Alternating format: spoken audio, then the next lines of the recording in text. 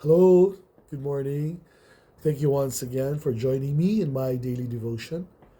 This morning, I would like to ask this question: can a couple ever fall out of love? I would like to answer this question by reading a few numbers and statistics.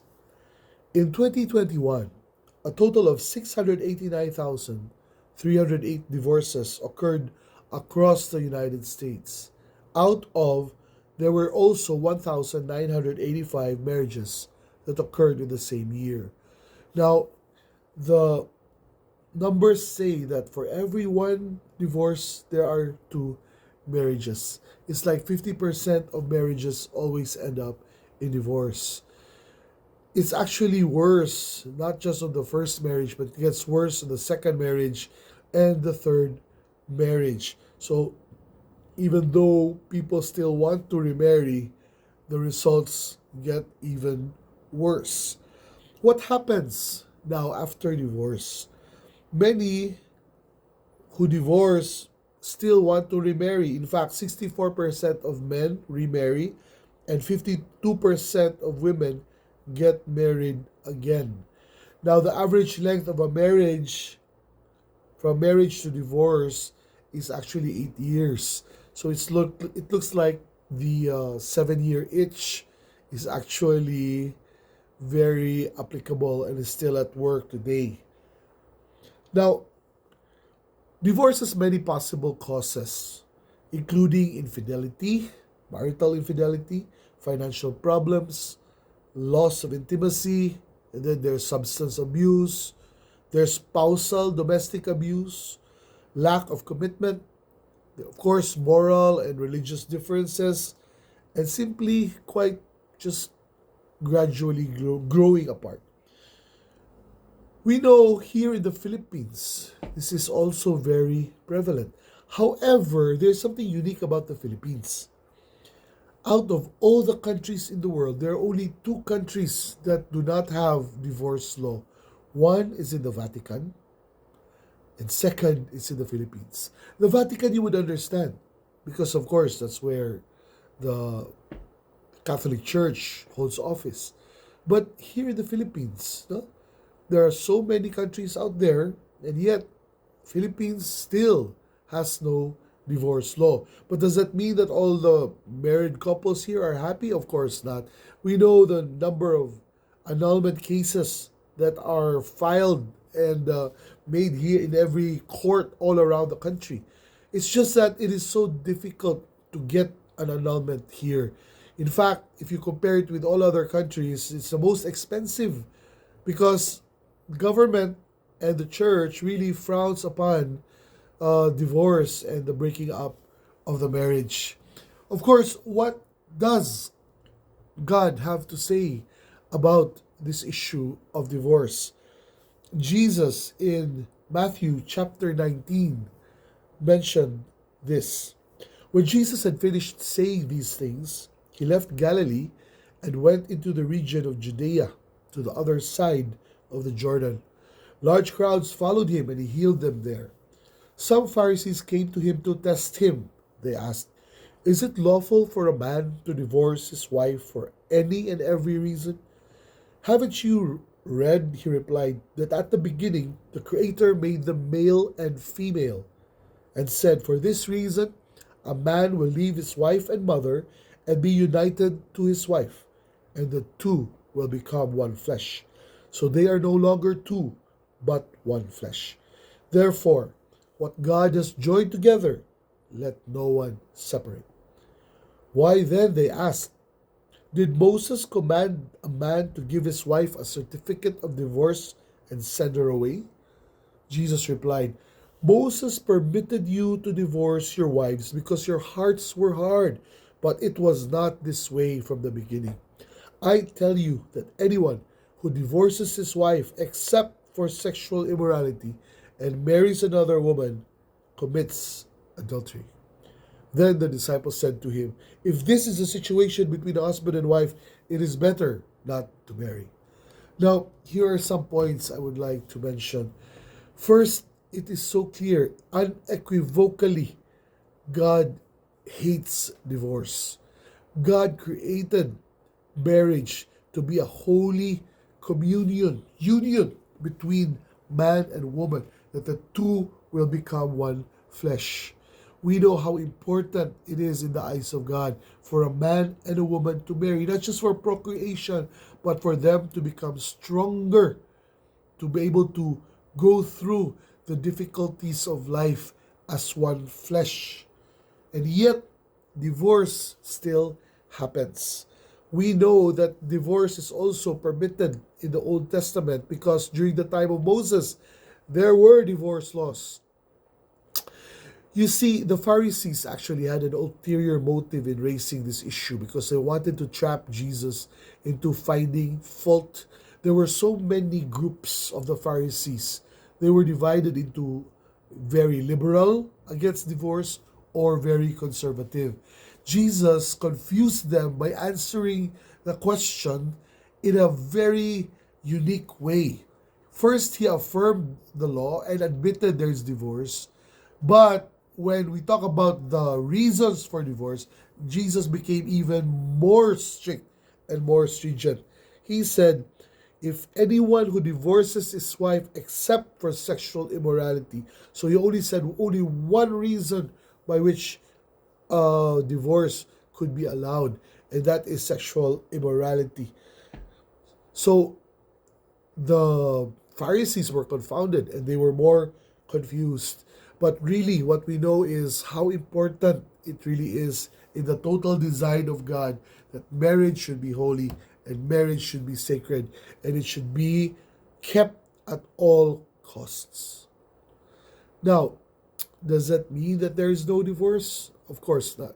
Does that mean that Christians don't divorce? Of course not. There are still a lot of Christian couples that still separate and live in separate lives. So let's ask ourselves first before we attack the problem, what are these warning signs that couples seem to fall out of love?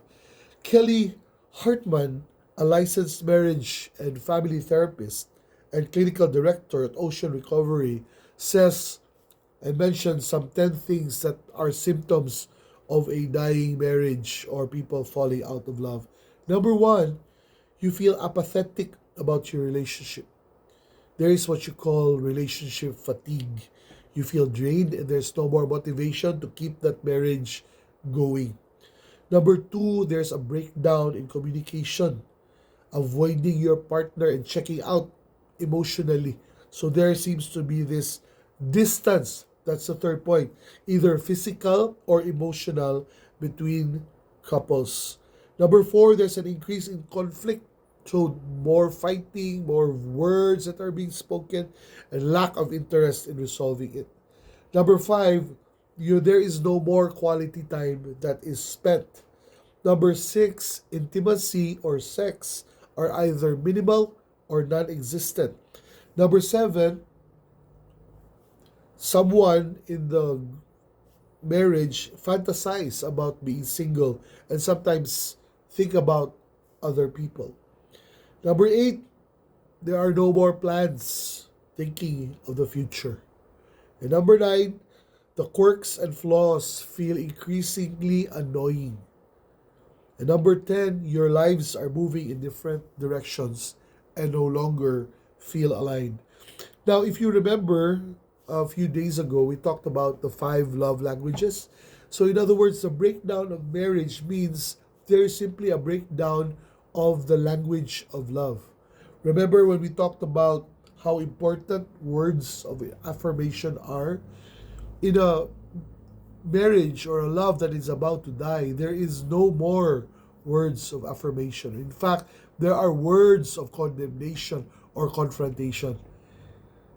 Second, the acts of service, it's no longer there. No one wants to give them a back rub.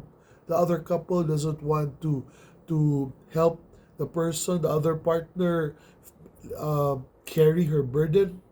All of that is no longer there. Third, receiving gifts. John Gottman said that's an essential part of marriage. And probably in the dying marriage, No one is thinking of giving gifts anymore. And we also know that a strong marriage means quality time.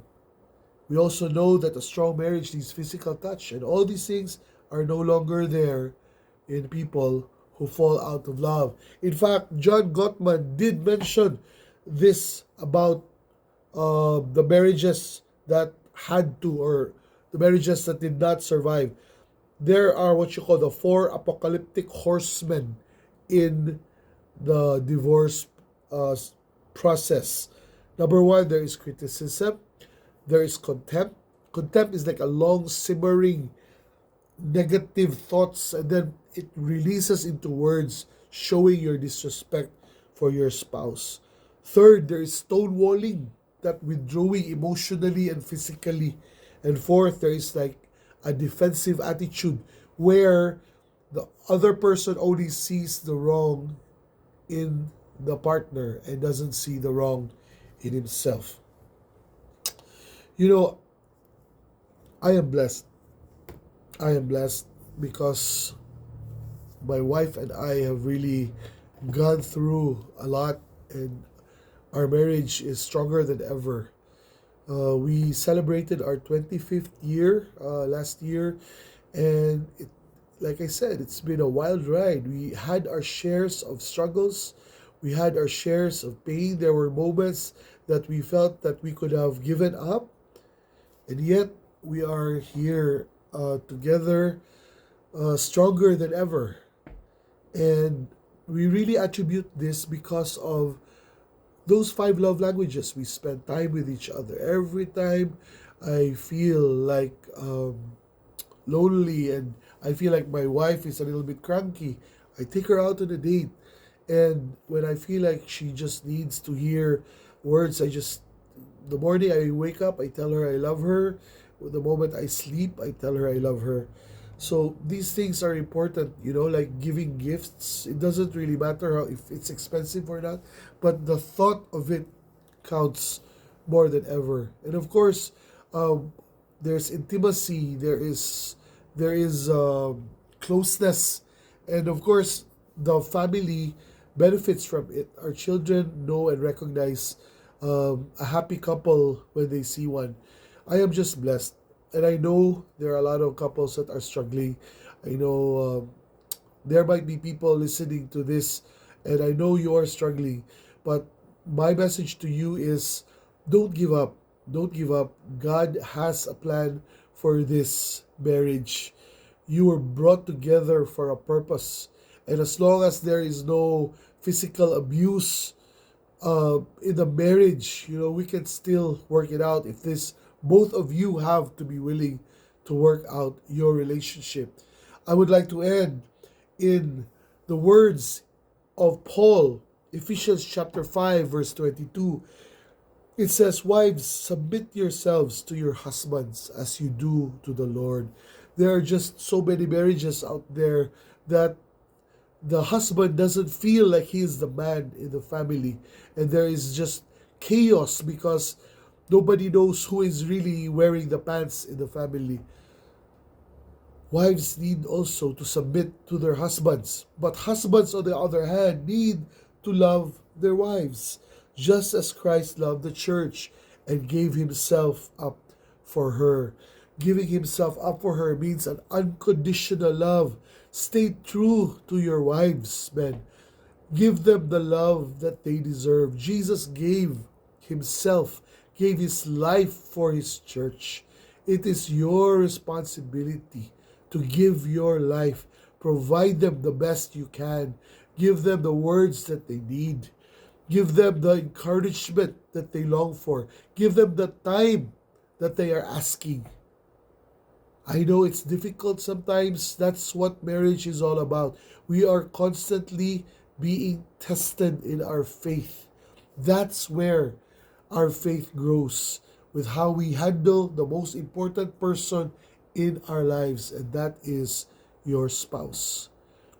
We are all called to holiness. We are all called to be as our Father is perfect. Nobody is perfect, yes, but we still want to be like God. We still want to aspire to be like God. Therefore, let us not break faith and think about divorce. Let us not break faith and think about leaving your family and leaving your husband or your wife.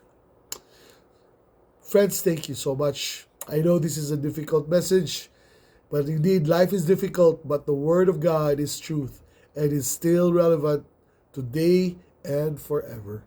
Thank you so much for joining me this morning, and I'll see you again next time. Bye bye.